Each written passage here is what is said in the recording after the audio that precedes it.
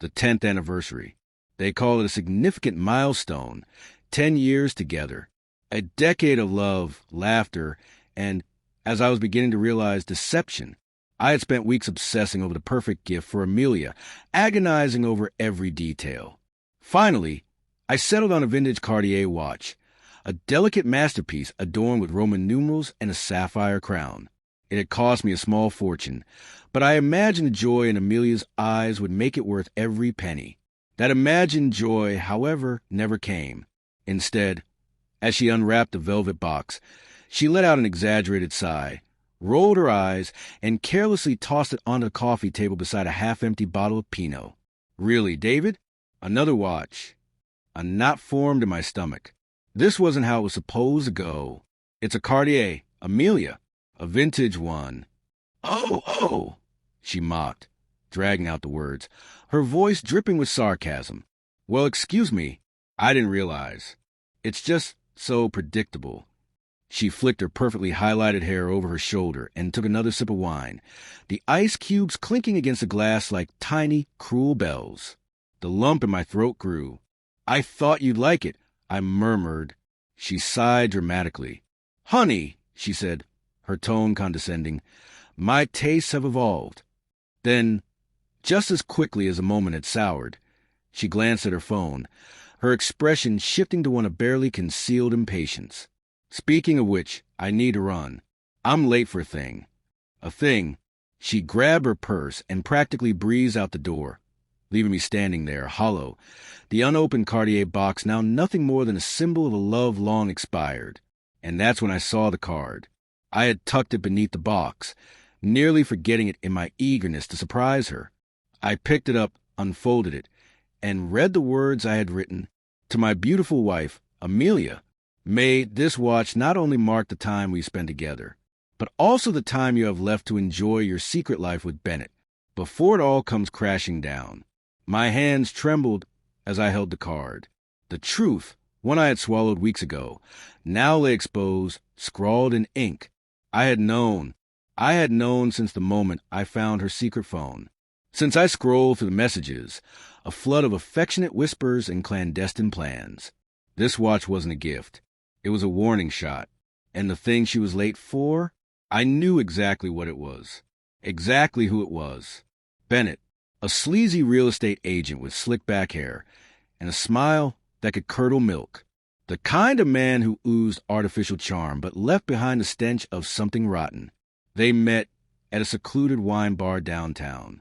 I had followed them there one rainy Tuesday evening, standing outside in the cold, watching to the rain-streaked window as my wife sat close to him, their hands intertwined, their laughter a cruel melody that shattered my heart into 1,000 jagged pieces. And now, as fate would have it, I arrived just in time. I walked into the dimly lit bar, my pulse steady, my composure a carefully built facade. Amelia was mid-laugh, feeding Bennett a grape, her eyes gleaming with mischief. Then she saw me. Her face went pale. The grape slipped from her lips, rolling onto the table. Bennett, oblivious, looked up with a smirk. Well, look what the cat dragged in. I met his gaze, my voice dangerously calm. Bennett, the reckoning. I have something for you. I slid a thick manila envelope across the table. Bennett's smirk wavered as he picked it up, his fingers hesitant. He flipped it open, and as he sifted through the contents, printed emails, text messages, and photographs, his face drained of color. The smug arrogance vanished, replaced by something closer to dread. Amelia, I turned to my wife, my voice laced with ice. Remember the watch? The one you found so predictable. Her gaze flickered to the Cartier box on the table, then back to me. A flicker of unease crossed her face. It has a unique feature. I continued, my tone steady but rising with each word. An engraving, just for you. She swallowed hard. It says, may the weight of your deceit be as heavy as the gold on your wrist. Enjoy your final hours of blissful ignorance. Panic flickered in her eyes. She fumbled for her phone, but I was faster. I snatched it away, holding it high above her reach. Looking for this? I asked, my voice calm, almost amused. She stared at me, wide-eyed, her carefully constructed world teetering on the brink of collapse. "I've already sent copies of everything," I said, watching the realization settle in. "To your boss, to Bennett's wife, and, oh, yes, to your parents." The blood drained from her face. Brick by painstaking brick, the walls she had built around her lives were crumbling. Bennett, the coward, sputtered something about a misunderstanding before bolting from bar, leaving Amelia to face the wreckage alone. The aftermath. The weeks that followed were a blur of legal meetings, bitter arguments, and the hollow ache of a life unraveling. Amelia lost everything, her job, her reputation, and, of course, me. Bennett didn't fare much better. His wife, Susan, a lovely woman who deserved far better, filed for divorce, leaving him stripped of everything he had built. His firm, unwilling to weather the scandal, let him go. He was left with nothing. And me? I walked away. I left the house, the one that once held memories of love but now felt like a tomb of betrayal. I sold the Cartier watch. The money didn't bring me joy, but it helped me start over in a new city, with a renewed sense of self-worth.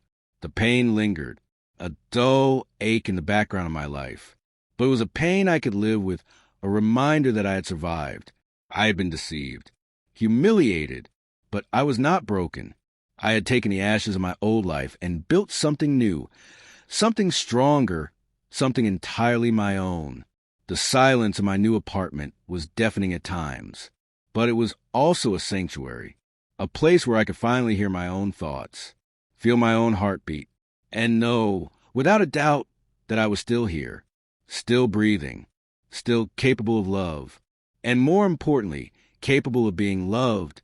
The road to healing was long, winding, and uncertain, but I was on it, one step at a time, leaving the wreckage behind. And that, I realized, was the greatest revenge of all,